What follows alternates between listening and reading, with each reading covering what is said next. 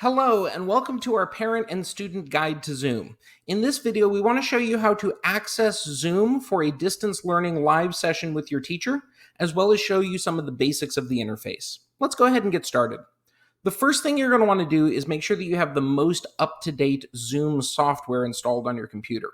If you're using a district Chromebook, you might notice a message like this the first time that you go to use Zoom, because your client has not yet been updated. If you're on a district Chromebook, it's very easy to update your Zoom client.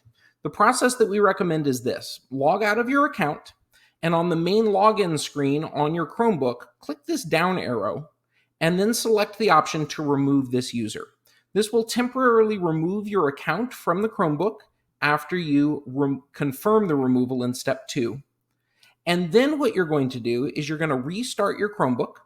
After the quick restart, the final step is to just log back into your Chromebook using your redlandsschools.net username and password.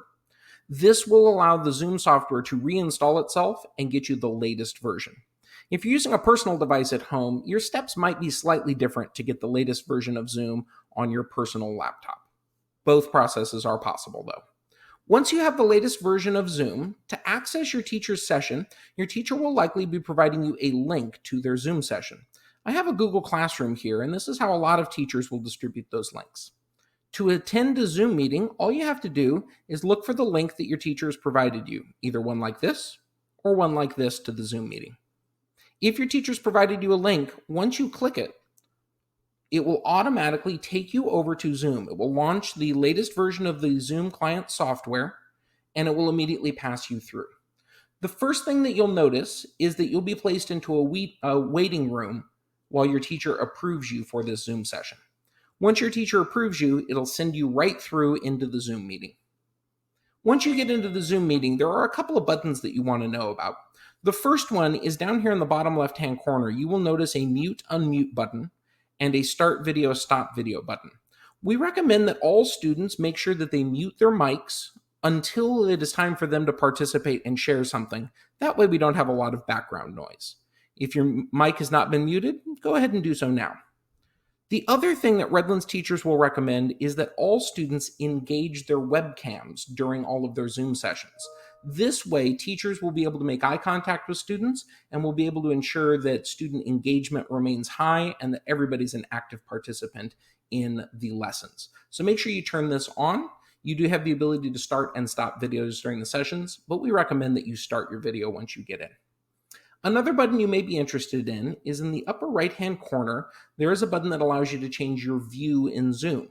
Right now, you can see all of these tiles have been arranged in kind of a grid format. If you want to switch to speaker view, simply click the speaker view button, and then you will get a highlight of whoever is speaking in Zoom. If you'd like to go back to the gallery view, simply tap the button again, and you'll be returned to kind of the grid or the gallery view with all of the tiles of everybody participating. Finally, one other feature that you're going to want to know about is the chat option in Zoom. This is a great way for students to be able to ask their teachers questions during a lesson without interrupting the information that the teacher is giving. So if you have a question, you can use the chat feature to type it in here. And once you submit it, that question will go to everybody. Everybody will be able to see what is in the chat. So it's important to remember that regular school rules apply for distance learning as well. The kindness and appropriate behavior we would expect in a physical classroom is the same that we would expect in these virtual classrooms as well.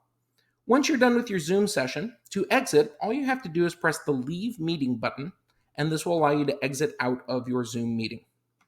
There are two other pieces that we would like to recommend before we conclude this video. One is that on the RUSD Toolkit website, if you navigate there and you go to the Parent Resources area, in Distance Learning Tools, you will see some tips, some on-camera tips for families. This is a great document to review. There's a version both in English and Spanish that will provide you information on how to set up a great space for your students to participate and get the most out of their online learning.